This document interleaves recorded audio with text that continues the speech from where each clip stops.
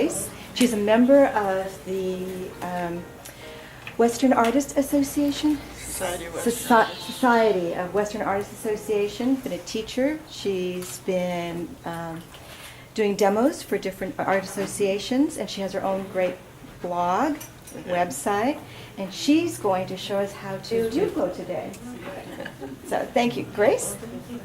I belong to the Fremont Art Association, CWA, Santa Clara Watercolor Society, and ad infinitum.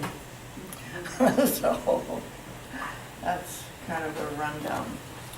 These are giveaways. They're just some things that have collected. This was from Santa Clara show they had recently in Morgan Hill, and they used one of my paintings for the advertising.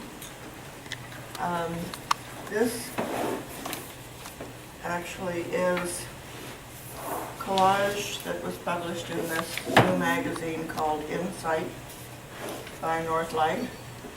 Charlie Chaplin, you probably recognize him. This is self-published. So this is called North to Alaska. Also having family in Canada, I trekked back and forth a lot of times through that area, and as a child lived just short of Alaska on some islands in the Pacific called the Queen Charlotte Islands. So anyway, you can look through this if you want. They are for sale. If you're interested in just an idea of what I do on the road and when I'm traveling. Okay, back to where we're going here. I have samples of my work. In here, there's a couple that aren't out here. This one of Yosemite was actually the first Yupo painting I did. I'll pass this around. And I did it vertically on an easel. I didn't know any better. So it's Yosemite Falls. And it did. It did, and somebody liked it a lot because I don't have it anymore. But just to kind of show you how that works.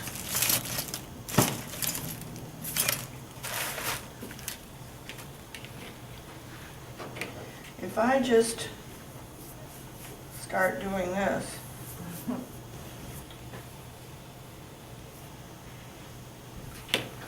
and then just let it run around and mix. And as some of you know that have done any pouring with your watercolors, you get colors that you couldn't create by letting the pigments run together on their own. It's just wonderful things that happen.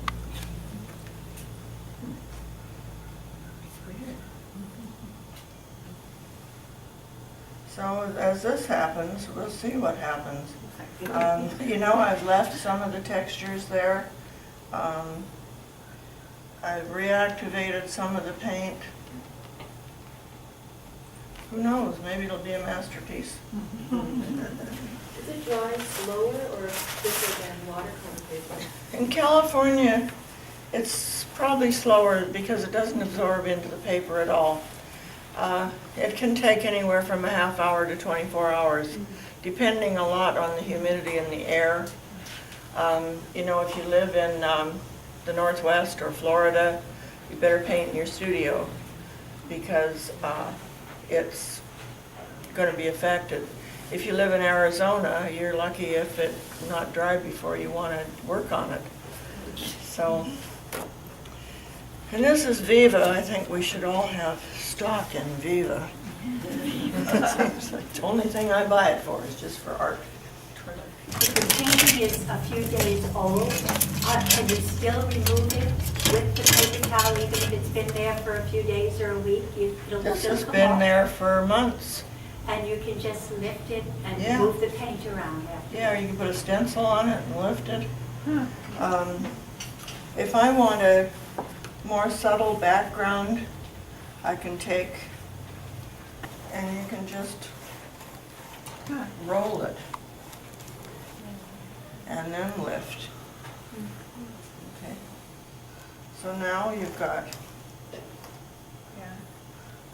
more quieter, you're lifting probably at least 50% of the paint. Yeah, if you want to come up and stand around me, you can. I don't mind at all. So to start with, I've got You really should. 3 colors here. These are American Journey, Cheap Joe's brand. They come in big tubes. It's a lot less expensive than Winsor Newton and the others. Okay, I'm just gonna put a little dab will do, yeah. This is Aurelian yellow. Doesn't really matter, just use what you like. This is red rose, deep. Are you Is that working on a acrylic? dry piece of paper? Dry piece of paper at the moment. Oh, one thing I meant to do, maybe I still should, is wipe the edges with some alcohol. Because I've been handling it and there's not much oil in my fingers, but if there is, it can leave fingerprints. I just want, random color here. Now, see, it doesn't matter whether it's wet or not. But let's wet it, makes it move a little easier.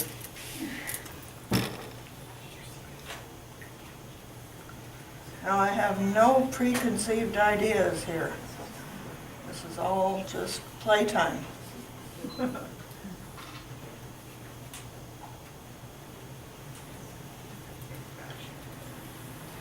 have to see these spots, that's almost like what you get with fingerprints, that something is resisting a little bit. If you're working on this, 2 layers of paint is about as much as you can do, get away with. Because after that, it'll start lifting up the underneath layers. But I think if you're careful, you can.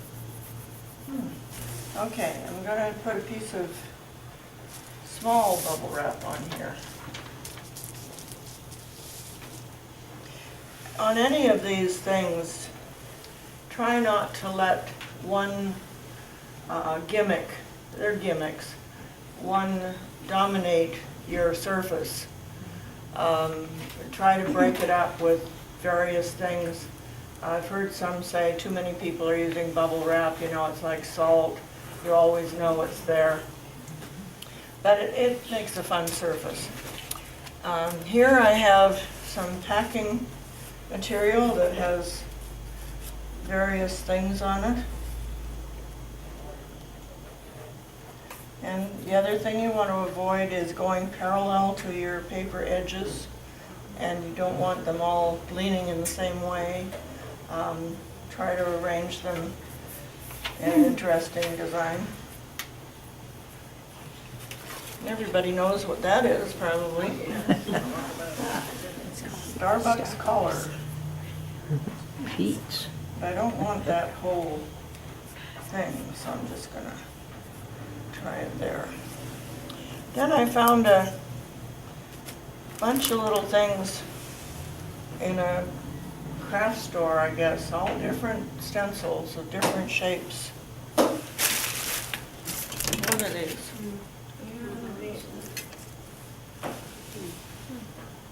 I like these ones that are kind of irregular.